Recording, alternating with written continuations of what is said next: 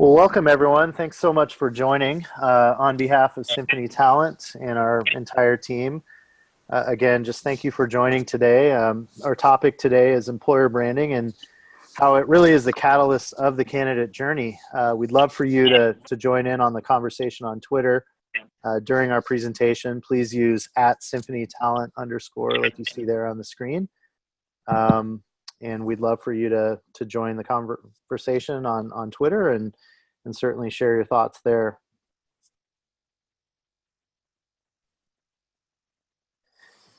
So my name is Mike Dreyer. I'm the Senior Vice President of Strategy and Client Services at Symphony Talent. I've been with the company, just turned 14 years about a week ago. I'm responsible for sort of leading the strategy and client services organization and working with our wonderful clients across the globe.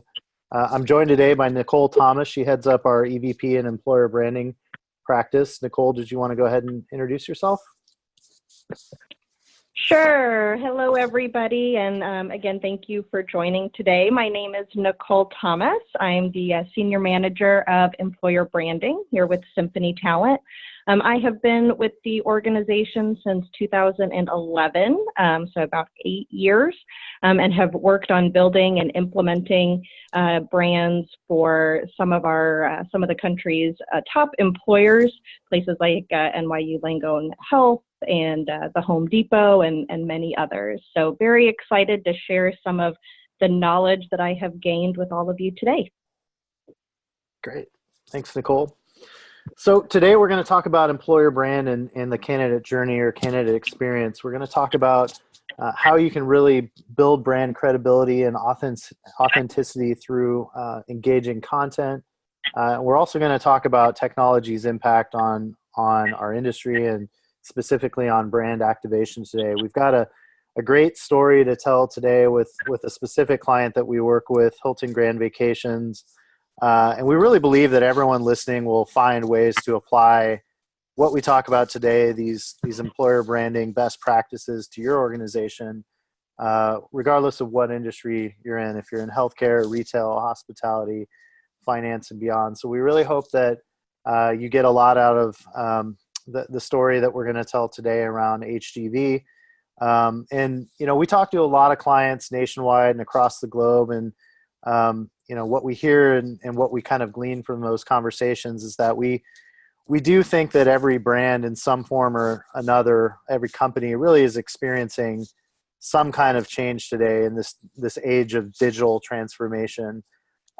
This change and growth really impacts brand recognition and certainly how your job seekers perceive your company and your brand. And you may be a great employer, but not attracting the volume or quality of talent that you need because, perhaps those candidates might not even know about your brand or it's not top of mind, or the way that your brand is being communicated from a technology perspective may not be effective. So we hope to give you some ideas today by sharing the story of Hilton Grand Vacations and what we specifically did for them. Because really brand recognition means different things to different organizations. For example, for some organizations, it can mean too much competition and how your employer brand will really stand out from all the external noise. It may mean, the case of 1,000 memorials, which we spoke about on a previous webinar featuring Memorial Healthcare and how there were so many companies that shared a very similar company name as them, and how can that brand stand apart? Or it may be that you're one of the biggest brands that you've never heard of, right? We had a webinar on that recently where we told a story about our client, Thermo Fisher Scientific, which is a massive global company that a lot of people just don't know about because it's not a household name. These are all things that we've commonly discussed with clients and all sort of underscore the importance of understanding what your employer brand is and how we can effectively communicate it. So we're in sort of this incredible time of transformation, right? Sub 4% unemployment in the U.S., more than 50% increased spending on recruiting in the last 5 years to really address a lot of those challenges that I just mentioned. But what it really all boils down to is it is truly a job seekers market. Job seekers are connecting to employers like yours, when, how, and where they really want to. And the scope and pace of this technology is just continuing to grow. You know, you'll hear companies like Salesforce, for example, talk about how we're in the midst of what they call the fourth industrial revolution, where, you know, technology has shifted from hardwired mainframes to the cloud, and now to where everything is connected, from, you know, your friends on social networks to mobile devices, and even through the Internet of Things, or IoT, with products in your house. And we're seeing this incredible shift where these devices and apps are getting smarter and smarter with artificial intelligence. And most of us as consumers and just people going through our everyday lives have really come to expect these smart experiences in our daily lives, whether it's, you know, Facebook recognizing and tagging friends by facial recognition, or Amazon showing us predictive product recommendations. We're going to talk a lot about Amazon today and what we call the Amazon effect. But this is really the approach we take, or the lens we look through when we talk to our clients at Symphony Talent. Why can't recruitment tools be as smart as Amazon.com? Because really we're in a new world where candidate expectations are vastly different than they were a decade ago.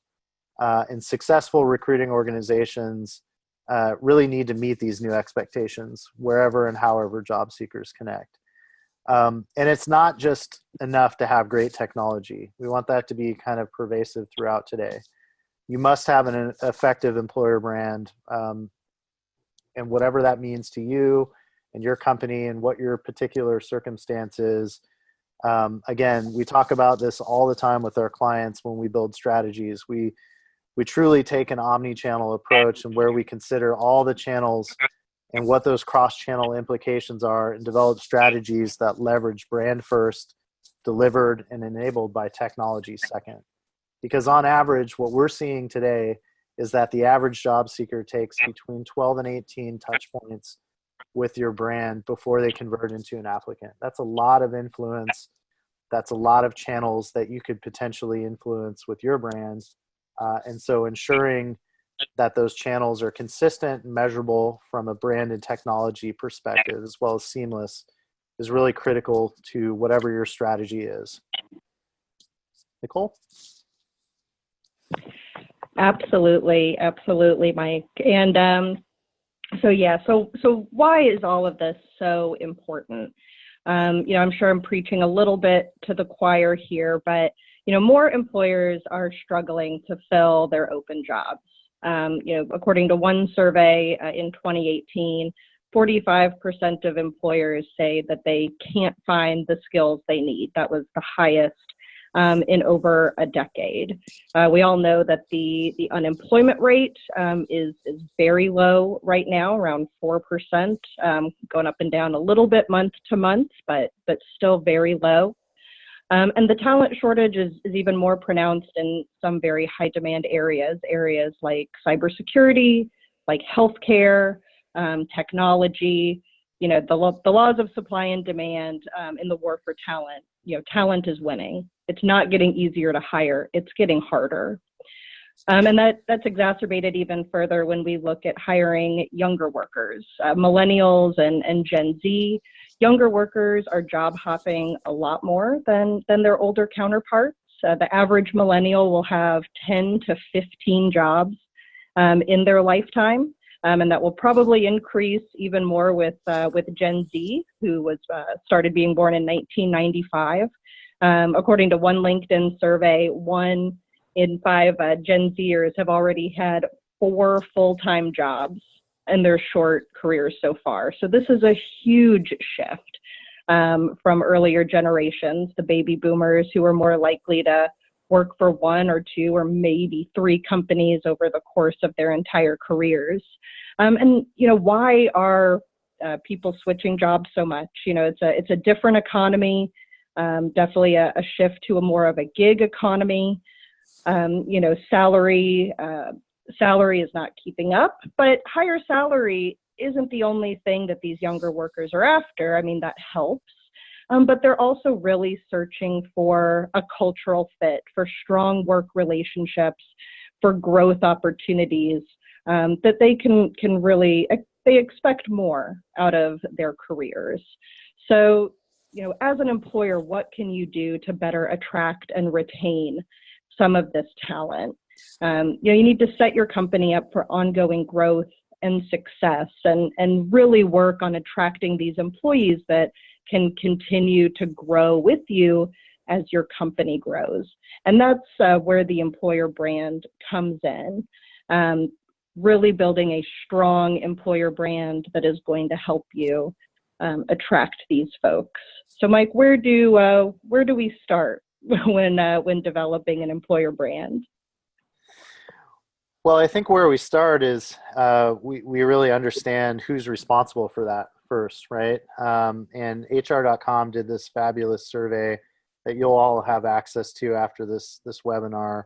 And this is one of the questions that they asked: who's responsible for really owning or cultivating your organization's employer brand? And we've noticed this at Symphony Talent for several years now, just anecdotally working with our clients that engage with us on employer brand. But we're seeing more and more this really be a function of the consumer marketing team at the organizations that we're working with.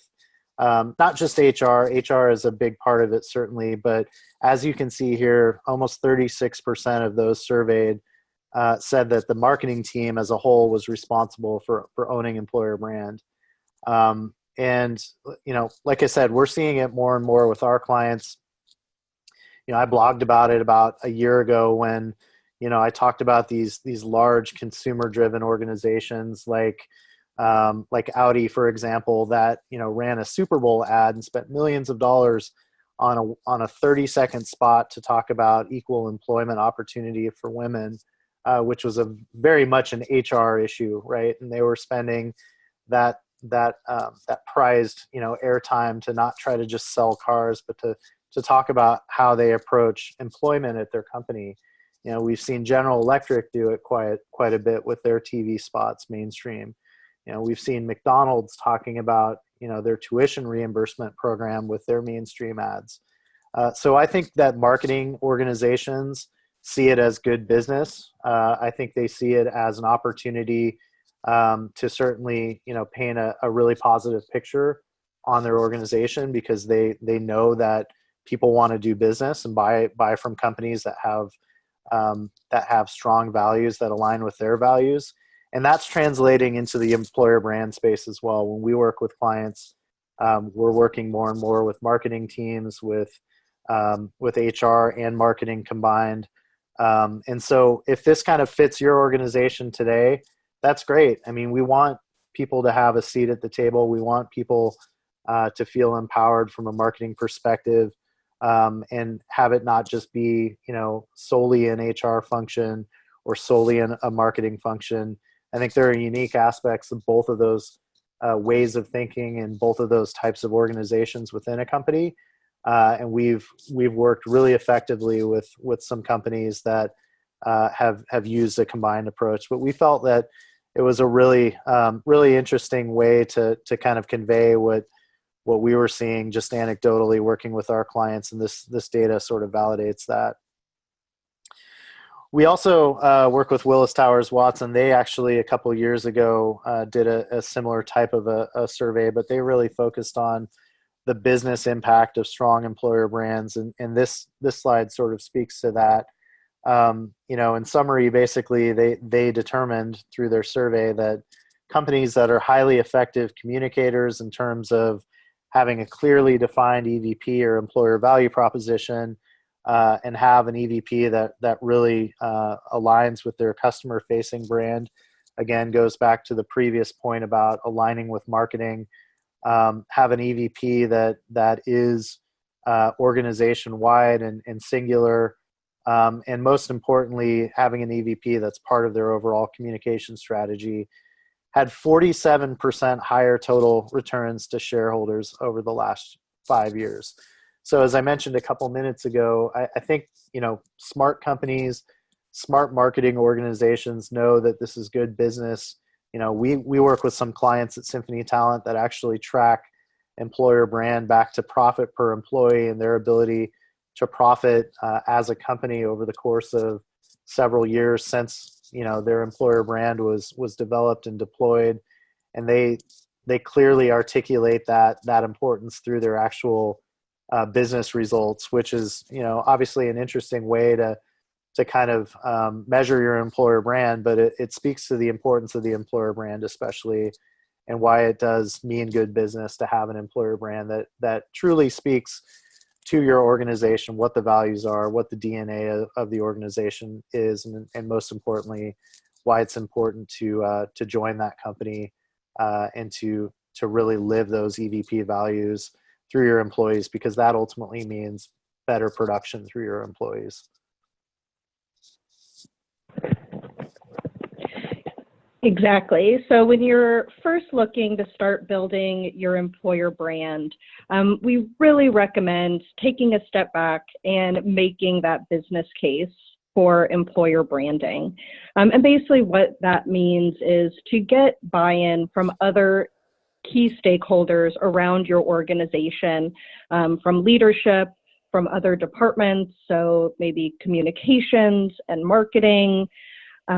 These partnerships are going to be really crucial as you set out on this journey. And it makes business sense. Like Mike said, when companies with a strong and resonant employer brand are more profitable overall. Your employees are your company's ambassadors, and whether you're in the hospitality industry or customer service or healthcare, or even business to business, or really any organization, the job of your employees is to continuously live out your consumer brand promise, whatever that is.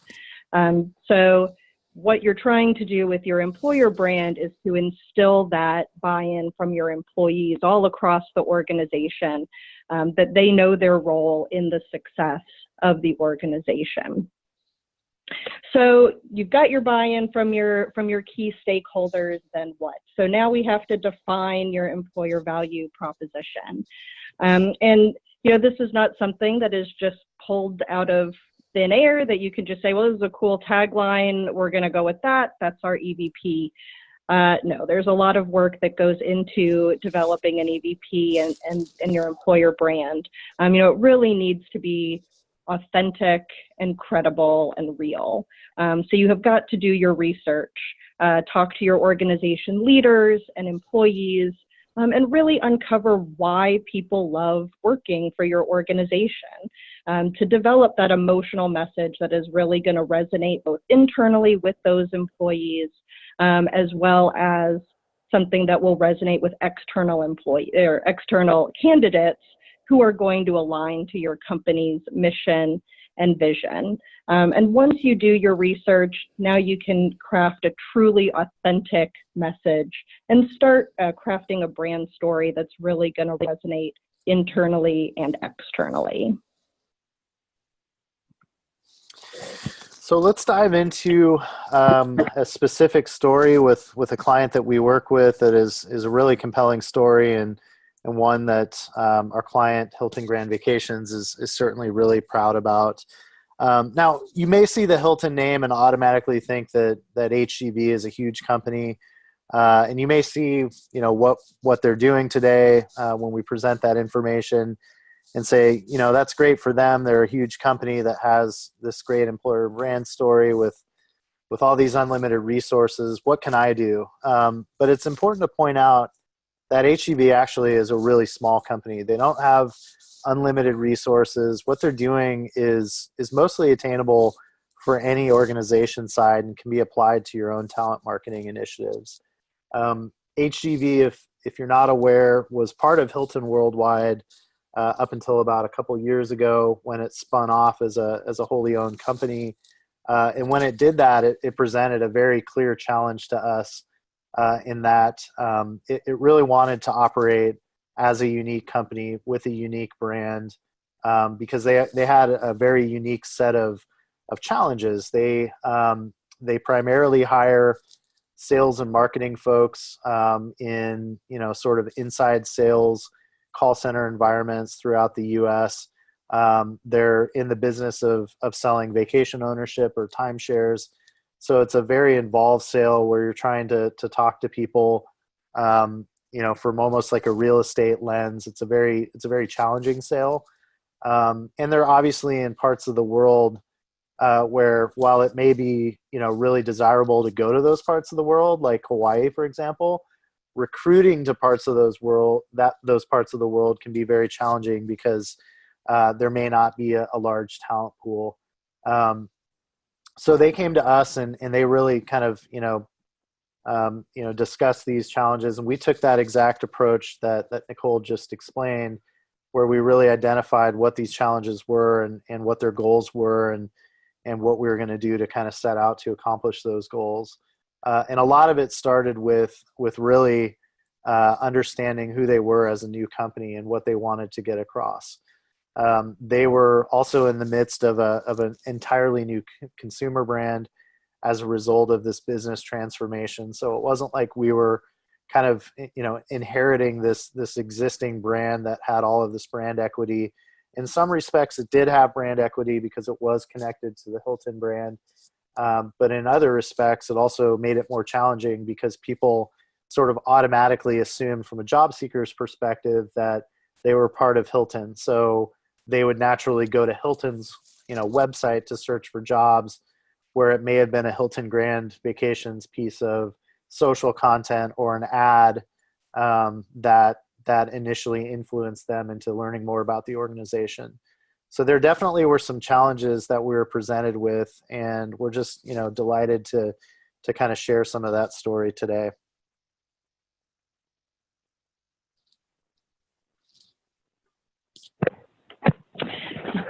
Yeah, so as we started building this out, as I mentioned before, knowing your audience is key, but you really have to approach this from a place of authenticity. So, and everybody talks about being authentic so much that, rather ironically, authenticity is basically a corporate buzzword at this point. And being authentic is vital, but don't let it be just a buzzword. We have to understand what authenticity really is and what authenticity is for your brand specifically. So when we are developing an employer brand, as I mentioned, we put a lot into the research that we do. We talk to senior leadership, we talk to employees, we talk to external candidates and try to gain some market insights from the external marketplace on their perceptions of the company. And then to validate that, we try to use real employee stories and anecdotes in a variety of ways to bring that to life. So, here is just one example. We're not going to play it because sometimes technology doesn't play nice, but I do encourage you to go and look at some of these videos where you can hear, real testimonials from actual employees telling their stories, or to go on to social media and take a look at some of the things that people are saying. And it's really important to do this, I think, to use these real employees. Stock photography is not enough. It's not engaging. We did another project for another client where we did some focus groups on a variety of videos and things. And basically anything that was stock got laughed out of the room, particularly amongst millennials. So, they're not engaging, and people know when they're being lied to. So, and similarly, when you say something like, at every job posting or every career website, it seems like we'll say something about work-life balance. And what does that mean? Does it mean you have a ping pong table? Does it mean that you have flexible scheduling options? Does it mean you can work remotely? Does it mean that you have good PTO? You don't know. It could mean any of those things. It could mean none of those things. Work-life balance without something to back that up, without some proof points, mean nothing.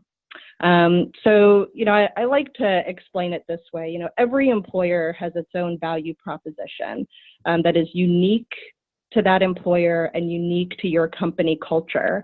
And the job of your employer brand is to articulate that culture in a real and authentic way. So when you tell your employee stories, it helps your culture, it helps attract the right people. And then down the line, it's going to impact your online reviews, it's going to impact employee engagement, which in turn will help keep improving the culture. So, it's good to take the time and the effort to really build some authenticity into what you're pushing out. So then we talk about how to activate that, right? When you know your message and you know how you want to say it, which is a vital component, as Nicole mentioned, now where are you going to say it? How are you going to deliver that message?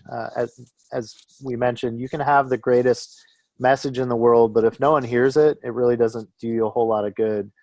And that really is where technology comes into play, and ensuring that we're really targeting the right audience for your message in ways that are going to be the most effective. So you see on the screen here a couple examples of how we communicate that message using technology. We're going to get into it a little bit more in detail in a few slides.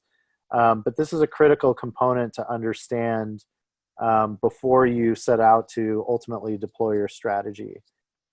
When activating your employer brand, as I mentioned, knowing your end game first is critical. Knowing what kind of that ideal state is, that can mean from a metric standpoint, if you're looking at increasing your conversion rates through your career site, increasing your applicant volume, increasing your applicant quality by lowering your application to hire ratio, your time to fill, your ability to retain folks.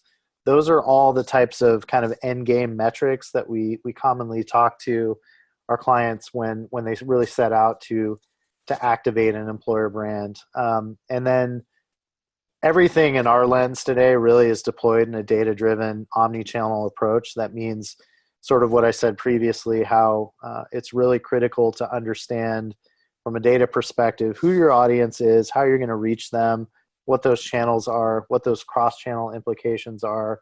If somebody goes from social to an active job seeker ad, if somebody goes to your career site initially and begins kind of just searching for jobs on your career site and they come back later, is that a personalized experience? Understanding that when we deploy a brand, doing it in a data-driven approach really ensures that we can maximize ROI because we're really fine-tuning that message and precisely targeting people using data versus just kind of making anecdotal decisions on where we should distribute that message. And then also using technology to automate and deliver personalization, as I mentioned.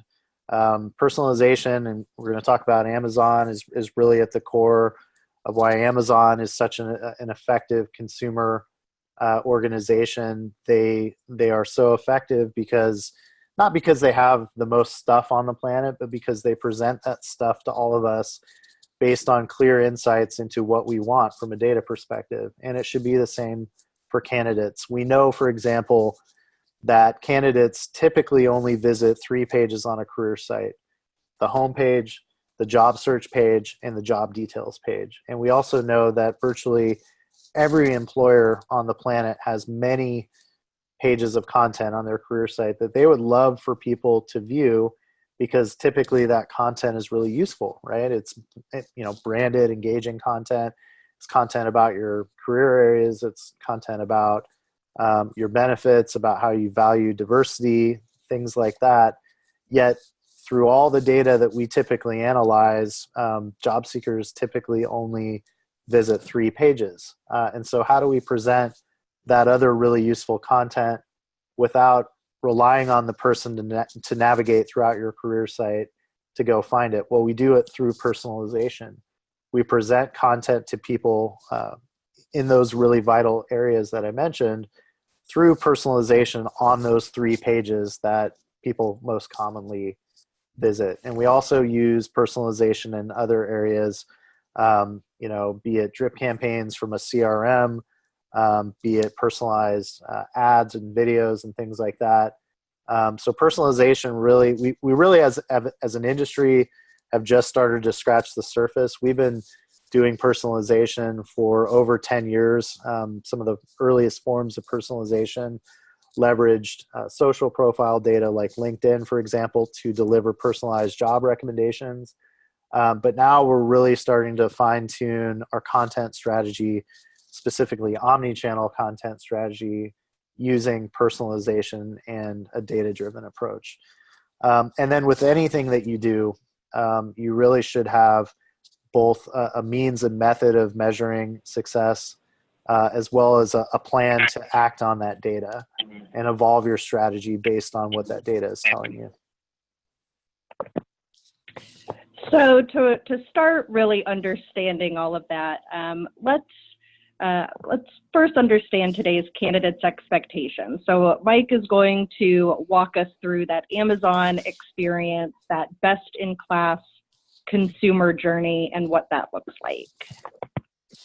So when we thought about this presentation and what may potentially resonate with the audience, we talk a lot about the consumerization of recruitment, or just the basic premise that your job seekers are consumers, right? They're consumers in the literal sense that they're people out there buying things, and they're marketed in really effective ways by really savvy marketing organizations or marketing functions. And they're also consumers in the figurative sense, in that they're consumers of information. We as a society, we as a culture have become accustomed to certain best-in-class principles or ways to get our information. And job seekers, the reality is that, job seekers really are no different. So we believe, at Symphony Talent wholeheartedly in treating job seekers like consumers, in the sense that we need to present effective brands and opportunities to job seekers in literally the same ways that we receive that information as consumers. So when we thought about how to present that, I thought to myself, well, why don't we just start by talking about an actual best-in-class consumer experience that I went through recently, and then we can transition that to the same exact experience that we're providing for Hilton Grand Vacations for their job seekers, because I think you're going to see a lot of parallels when you start with just talking about that best-in-class consumer journey. So I'm going to kind of put myself out there and just kind of let you all know a little bit about myself. But the reality is that this information that you see here today is what marketers, again, really savvy consumer marketers, have on me as a consumer through my behaviors online as an internet user, through certain types of data that they have on me in terms of where I'm located geographically, what my demographics are. They know that through my purchase history that, I'm a father of a 5-year-old. They know that through the content that I read online and through my LinkedIn information that I've had a 20-year career in technology. And they're leveraging multiple accounts that I have through social, through e-commerce, through my Amazon Prime or Target or iTunes. And they know through especially my behaviors online what I'm interested in. And that directly informs the type of content that I receive from marketers on a daily basis. And they especially know that I'm really into golf, right? They know that I'm constantly looking at products related to golf. They know that I'm looking up, articles on golf, reviews on certain types of equipment, checking out, scores from the latest tournament. They definitely know that I have a very clear interest in golf. So recently I was served an ad for some Adidas golf attire, right? And a little history on me. I used to run marathons, and I really became interested in Adidas golf because Adidas took some of their technology from their running shoes, which is called Boost, and they applied it to their golf shoes. And it's a really, really comfortable pair of golf shoes. And When you're walking for 3 hours on the course, you really have to have a really comfortable pair. And I was kind of in the market for a new pair of shoes recently. My old shoes were about 3 years old and getting pretty beat up. So I started to look for a pair of shoes online, and I was served an ad initially for Adidas. Just looking at kind of, I think I was on a local newspaper website looking at a sports score. And I started to kind of build this relationship with not just Adidas, but a very certain type of Adidas shoe product that you see on the left here. And I started to receive content that was really dynamic and branded, certainly, but very focused on that certain product. I started seeing ads in my Facebook feed, like you see here. I started getting geo-fenced through my mobile device.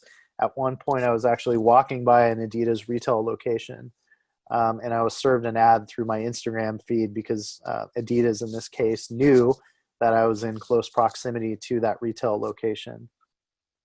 But I didn't actually buy those shoes from Adidas. What ultimately happened was what we call the Amazon effect, right? Most of us today, when we become interested in a product, or we start to think about something, or maybe we're served an ad from a company like I was with Adidas, you naturally start to say to yourself, I wonder if Amazon has that, right? And why is that? Again, we call this the Amazon effect. Amazon has not only created a standard for e-commerce and the consumer experience, it's actually created the marketplace as well. In the example I'm sharing right now, I actually bought the shoes from Adidas, but I bought them through Amazon because I knew the experience as a customer would really be unparalleled. I knew that the checkout experience would be easy. I knew that customer service would be prompt if I needed it. I knew I'd get free shipping, in some cases within 2 hours. In my city, we have Prime Now, which is really convenient. And I knew that I'd constantly be notified on my phone as to the status of my order, including when it was delivered on my doorstep. And in some places where I live, as I mentioned in Seattle, they'll even open the door and place it inside. And that's why it's critical to understand the overall experience. Adidas built that brand affinity with me. They built that emotional connection with that shoe. But Amazon is what converted me. And the reason why is because of the experience that Amazon provided to me. And ultimately, this is why Amazon obviously is one of the most profitable companies in the world. Amazon is creating an experience that nobody else can really create. And this is the type of experience, when we talk to our clients along that lens, that we can provide to your job seekers in very similar ways. Yeah, because when you really think about it, when you're looking for a job, it's basically the biggest purchase of your life, or one of them. Much bigger, will have much more impact on your life, on where you live, your goals, all of that, than a pair of golf shoes. No offense, Mike. But so hey, very important as well, though. They are very important. But when a job seeker applies for a job at your company or gets hired by your organization, they're making a huge life choice.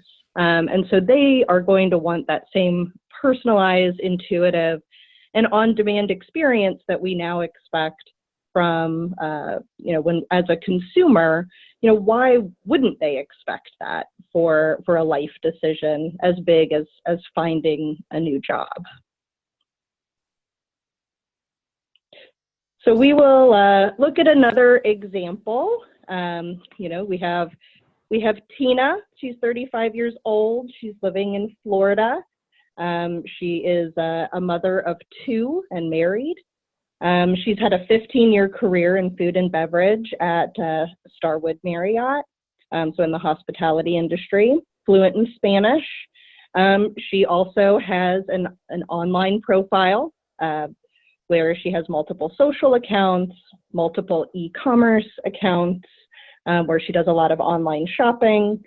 Also, her kids play soccer. She's very active in her church, studying for her MBA, going to school, and she runs marathons. And we know all of this about Tina in the same way that the internet knows everything about Mike, because Big Brother is watching all the time, and just based on Tina's online presence and all the things she does online, whether it's shopping, whether it's studying for school, whether it's looking up, her church calendar or signing up for a marathon, all of that is out there, and can be trackable. So these are all ways that we can target Tina, who by all accounts seems to be an awesome employee, and would be a great asset to somebody like Hilton Grand Vacations. And again, this is all data that is available to you, right? To any organization that wants to take this approach. This certainly does require certain technology infrastructure to obtain the data and leverage the data. But it's not anything that's proprietary to any one company like ours. This is something that has been used as a best-in-class practice in the consumer world for many years. And this is how you can really fine-tune your message and ensure that message goes to the right people.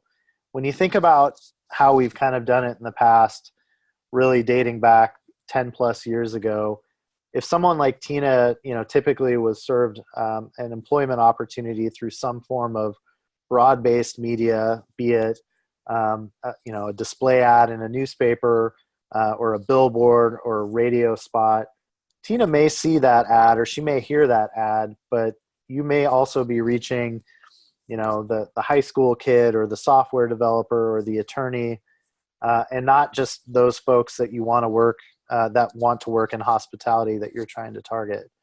And this just sort of demonstrates the tremendous amount of waste, ad waste and budget waste that can come into play when you do take a broad-based approach. And it really is kind of at the core of why a data-driven approach is certainly viable for virtually any organization. And the way that you do that is through technology, right? You leverage systems that have artificial intelligence built in to determine which sites, which channels get that message to Tina and people like Tina, and not to those people that you don't want to reach. So it's critical to understand what technology is available to you as recruiting organizations, and what certainly fits best for your specific needs and your specific challenges as well. Because as I mentioned at the onset, 50+% increase in talent, right, over the last 5 years. And a lot of that is new systems, new technologies that seemingly want to promise that they'll solve all of your problems, which is great. I mean, some of those technology systems certainly work, but what it's also created is this kind of tremendous noise, where you've got a lot of organizations that are sort of bolting on lots of different technologies into their existing technology infrastructure, which ultimately can create more of a problem because it's a disjointed experience to the candidate from going from one system to the other. From a data perspective, if you're trying to measure the effectiveness of technology solution A with technology solution B, if those aren't connected, if those aren't integrated, a lot of times that will give you incomplete data. And as a result, what we're seeing is that it's actually taking about 26 more days to hire than it did in 2010. Now, certainly the job market has a lot to do with that, but it also has to do with the fact that so much of this technology is kind of flooding our world being talent acquisition. So it's critical to evaluate what's right for you, what makes sense, and to innovate responsibly, right? Don't just innovate for the sake of innovating. Don't just innovate because something looks really flashy and shiny. Innovate because it makes business sense to your organization. And this is how we're doing it for Hilton Grand Vacations. So we know that kind of in the middle here that most job seekers start either on a search engine or on an aggregator like an Indeed.com, for example. 70+% of job seekers start on Google. That typically will ultimately result in at some point going to a really search sticky site like Indeed or some of the other aggregators. But the reality is that, as I mentioned earlier, most candidates are taking between 12 and 18 touch points, potentially with your brand, before they ultimately convert. So understanding what those touch points are, for example, that could be a person looking at their weather report and being served a highly relevant ad opposite of that in totally passive mode. That could also mean a page on your careers website, like you see on the left here, where they're just initially starting to gauge interest. That could be a piece of social content. That could ultimately be joining a lead capture and entering into a talent community where they can then receive AI-based job alerts through their email. These are all things that best-in-class consumer organizations use to market to us. And again, there's no reason why we shouldn't be presenting the same type of content in the same types of ways to job seekers, because ultimately that's what converts people, right? That's what we've seen through all the data that we measure, is that it is definitely not just a driving scenario where job seeker sees an ad, they click on the ad, they directly go to your job description page and they apply. It's not a linear path like that for most job seekers.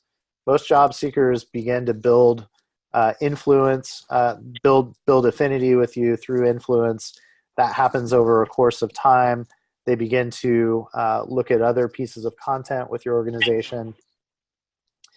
They may go to your career site. They may start an application and not complete it. They may come back multiple times. And ultimately, what converts people is the most consistent experience, the most branded experience, as well as the most seamless experience. And then also, it doesn't just stop at the application point. Giving job seekers tools like you see here, where you actually can bring in their applicant status from the ATS directly into the career site, much like that post-checkout experience on Amazon. When you want to see what the status of your order is, you go to Amazon, you see that it's been shipped. We have the ability to do that for candidates as well, if they're in late stage interview, or if they've been selected for an interview and that status changes in your applicant tracking system. You can feed that information into the career site in a very branded experience like you see here, so that they always know kind of where they stand with your organization and where they are with the process. And this is really what we mean when we talk about best-in-class candidate experience. Absolutely. And I think it's important to bring it back to, that every touch point should be branded and should have a message.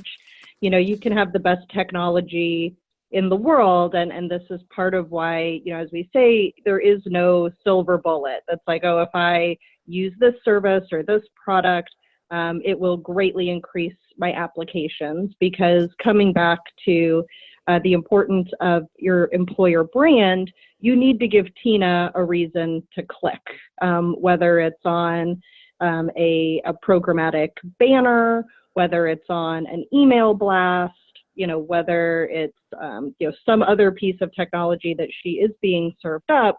If the content is not engaging and doesn't speak to her, she's not going to click it. But if the content is personalized, it's engaging, it's useful, it piques her interest, she's going to want to learn more and to continue to seek out more information. All of these branded messages should hopefully result in her wanting to be part of your employer journey. So I like to think of it as, your employer brand is the catalyst. That's what's going to get her to click. While your technology is the map that is going to guide your candidates to the right information and the right experience. And if you have the right technology in place, then you can really collect the data and you can quantify success. And you can help you set and reset, make sure that you're reaching your goals, and make those better informed business decisions down the line. So going back to what Mike was talking about earlier, you're not throwing away valuable dollars on reaching the wrong people, on things that aren't getting results. So by using your employer brand in a smart way and then leveraging technology, you can really help you identify your audience and deliver your message to the right audiences.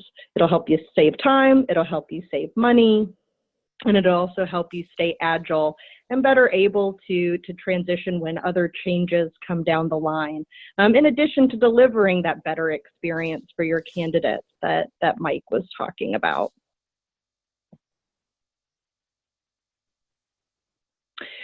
So consider your career website as the central hub of your employer brand. It's a really important part of the candidate experience. Very few people are going to just come to your career website on their own. I feel like very few people type in URLs anymore anyway. It seems like everybody starts on a search engine.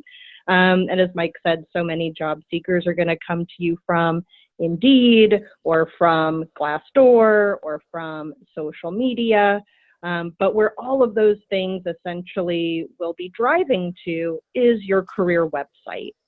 And so that is going to bring out your story and be kind of a central hub where potential candidates can learn more, find out about all the opportunities you have to offer, and really get a big picture of what it might be like to work for your organization. You want them to be able to see themselves there as part of this story.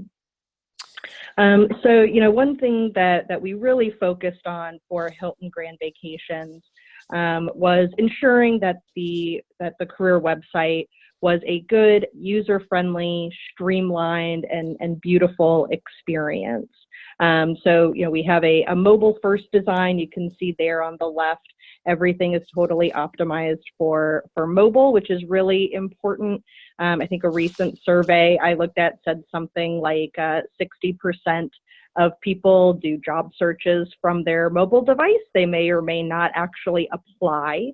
But when they're just kind of, looking around to see what's out there, it's very likely that they're going to be on a phone or a tablet. So you want to make that experience for them as easy and streamlined as possible. We also focused on personalization. So, you want content that is really going to speak to your different audiences.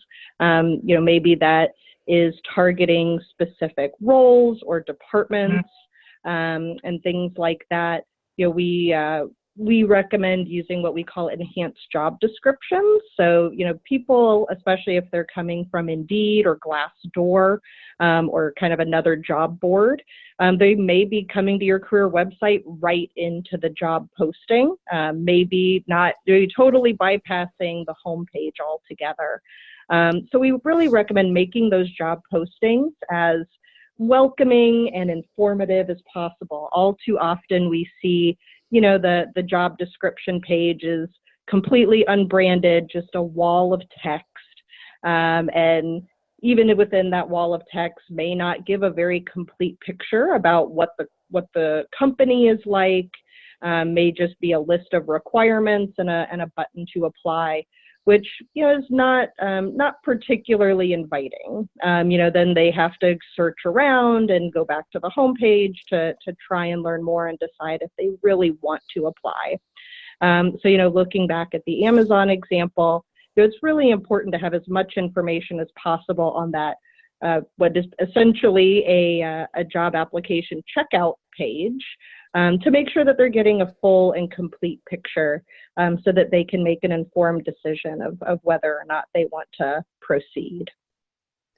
Yeah, we definitely encourage you to check out HGV's site too, and really kind of see all this personalization firsthand.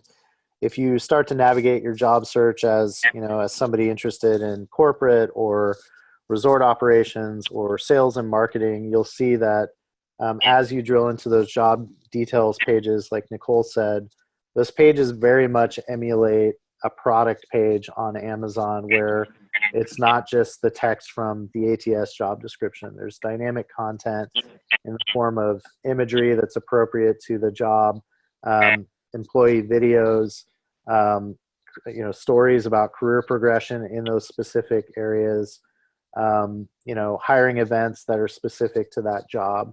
It's a very personalized microsite view of every single job description page. And then when you go back to the homepage, you'll see, if you notice the homepage first, it'll be sort of a general homepage for everyone. And as you start to kind of navigate your job search, when you go back to the homepage, you'll see that it changes according to whatever you were looking at, basically. So it's a really, really effective way to get across a lot of that content that we mentioned early on that people typically don't search for if they're required to navigate it through your site. And of course, one great thing that technology can provide is many ways to measure success. So kind of looping back around to the beginning when we were first talking, as Mike had mentioned, know your end game first. So really at the start of any project, it's so important to decide what your goals are going to be for your employer brand and for the various components of this project. Is it to increase hires alone? Is it to maybe you have the opposite problem and it's a quality problem? You're getting a ton of applications, but hardly anyone makes it through the interview stage, and your recruiters are just wasting a ton of time sifting through stacks and stacks of unqualified applicants. Maybe it's just brand awareness in general. Maybe there are certain hard to fill roles that you're really struggling with, whereas overall you're doing okay. So maybe you just want to focus on a select few roles or departments. These are all incredibly valid things to look at, and I do encourage you, especially if you're just starting out kind of on your employer brand journey and just maybe updating your career website, that you pick just a few. It's tempting to say, well, we can measure all of these things, let's improve all of them. Well, you're probably going to be spreading yourself pretty thin if you try to do all of that.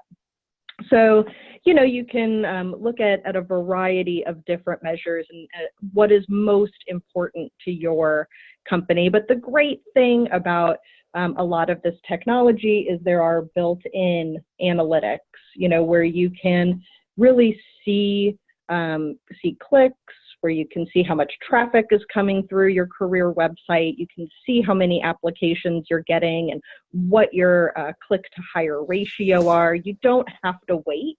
Gone are the days of only quarterly business reviews, and that's the only time you ever see any numbers, or at an annual year-end business review, that's the only time you see your numbers. Many of these platforms do offer the opportunity to see real-time data, real-time updates, and that allows you to be really agile in your strategy and in your planning as well, where you can easily shift things that aren't working and kind of make sure that you're going back to optimizing those dollars. And I know we just have a couple minutes left, but I wanted to loop back around to this one particular way to measure success. Mike had touched on it at the very beginning, and I just think it's so fascinating.